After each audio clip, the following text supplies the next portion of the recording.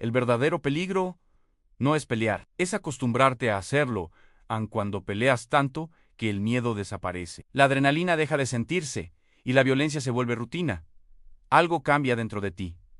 Para algunos, eso es un deporte. Para otros, una forma de vida. Pero casi nadie habla de lo que ocurre cuando tu cuerpo, tu mente y tus emociones se adaptan al caos. Hoy vamos a explorar qué pasa cuando el cerebro normaliza la violencia y por qué ese punto de calma absoluta puede ser el más peligroso de todos. Hoy veamos la ciencia detrás de acostumbrarte a las peleas. Cuando peleas, tu cuerpo se convierte en una máquina de supervivencia. Tu cuerpo se adapta en el momento y tu cerebro libera una tormenta de adrenalina y cortisol. El miedo, el dolor y la empatía se apagan al menos por un momento. Pero cuando eso se repite todos los días, como en un boxeador profesional, un luchador de MMA o incluso un peleador callejero, el cuerpo empieza a adaptarse. La amígdala se vuelve menos reactiva al peligro. El cerebro aprende a mantener la calma bajo estrés extremo y lo que antes era pánico, ahora es rutina. A largo plazo,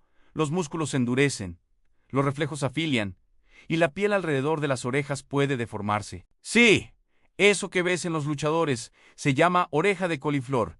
El cerebro, en cambio, no tiene tanta suerte. Cada impacto, por mínimo que sea, puede alterar conexiones neuronales, modificar la memoria, la emoción e incluso la forma en que sientes placer o empatía. Con el tiempo, algunos ya no pelean por ganar, sino porque sin pelear, no saben quiénes son. Fase 1.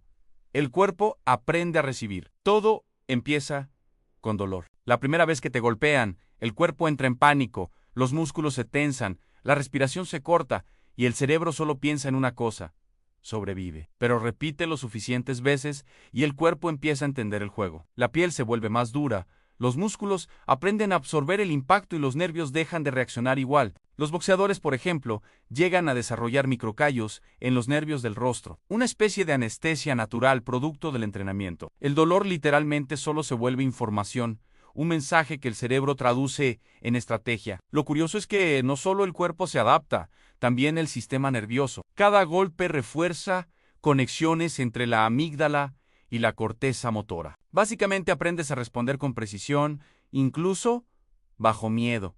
Y eso cambia tu umbral de reacción. Donde otros se paralizan, tú atacas. Tu cuerpo deja de distinguir entre pelear y sobrevivir. Fase 2.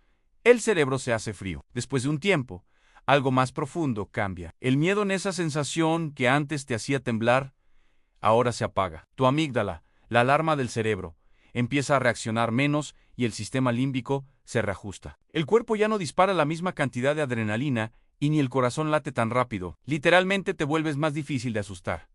Para un peleador profesional, eso es oro. Puedes pensar con claridad mientras el otro lanza golpes como un tornado. Pero para un cerebro humano común, eso tiene un costo. Cuando el miedo desaparece, también lo hace parte de tu empatía. Tu meta empieza a ver la violencia como algo normal, incluso como una herramienta. Y ahí es donde los límites se borran, porque si tu cerebro aprende que resolver las cosas con los puños te da resultados, entonces el impulso se vuelve hábito. Tu corteza prefrontal, la parte que evalúa las consecuencias, pierde terreno frente al sistema reptiliano, el que actúa sin pensar. Lo que antes era una reacción instintiva, ahora se convierte en identidad. No eres alguien que pelea, eres alguien que es la pelea. Fase 3. La mente se rompe. Aquí algo se desconecta. El cerebro, para protegerse, empieza a apagar ciertas emociones.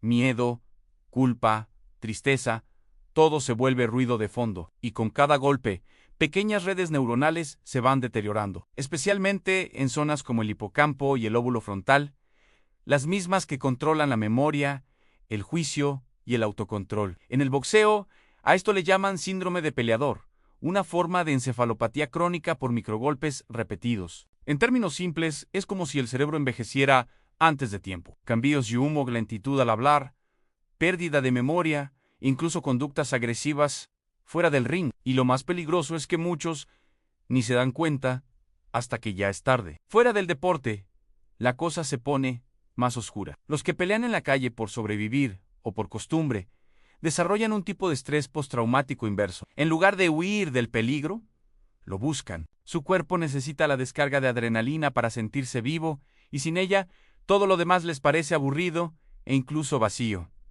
El humano puede acostumbrarse a todo, incluso a la violencia, y cuando eso pasa, ya no reacciona como una persona, sino como un reflejo acondicionado, una máquina que solo sabe golpear antes de que lo golpeen. Y solo para tener una idea, ¿cuántas peleas se necesitan para acostumbrarte? De 1 a 5 peleas puedes notar disminución de la ansiedad inmediata y ganar un poco de confianza. El cuerpo empieza a no disparar tanto la alarma. Después de varias semanas a meses de peleas regulares, como por ejemplo 2 a 3 veces por semana, hay cambios más marcados a respuestas emocionales, menos miedo, respuesta cardíaca y pupilar reducida, comportamiento más impulsivo en situaciones de conflicto. Y si ya tienes años de peleas frecuentes o acumulación de microgolpes en la cabeza, pues primero hay riesgo de encefalopatía crónica, alteraciones de memoria, control emocional, agresividad y problemas conductuales. Aquí no hay cuantas, sino acumulación de impactos y tiempo. Y si claramente el cerebro humano no está diseñado para recibir puñetazos como parte de la rutina, Muhammad Ali, por ejemplo, terminó con encefalopatía traumática crónica, una enfermedad degenerativa causada por los golpes que lo acompañó hasta sus últimos años. Freddie Roach, uno de los entrenadores más respetados del boxeo, padece Parkinson por la misma razón. Y no es casualidad que muchos expeleadores terminen con cambios de personalidad tan marcados que parecen otras personas. Algunos se vuelven impulsivos, otros depresivos y otros simplemente impredecibles. Mike Tyson llegó a decir que sin pelear no sabía quién era, y lo más inquietante es que lo decía con una calma absoluta. En la calle, el efecto es otro. No hay árbitros, ni cascos, ni rounds, solo ego, rabia y reflejos aprendidos a base de golpes. Ahí la pelea deja de ser un deporte y empieza a ser un idioma, uno en el que cada golpe es una palabra, y los que la hablan mejor terminan más solos que invictos. Acostumbrarse a casi todo, como el dolor, el miedo y el caos, puede ser una fortaleza y una condena. Porque cuando peleas tanto que ya no sientes nada, dejas de defenderte del mundo y empiezas a defenderte de ti mismo. El cuerpo aprende a soportar los golpes, pero la mente los empieza a necesitar. Y ahí está el verdadero peligro, que incluso la violencia puede volverse un hábito, y los hábitos con el tiempo se convierten en identidad. Así que cuidado con lo que practicas todos los días, porque algún día sin darte cuenta, eso es lo que vas a hacer. Bye, bye.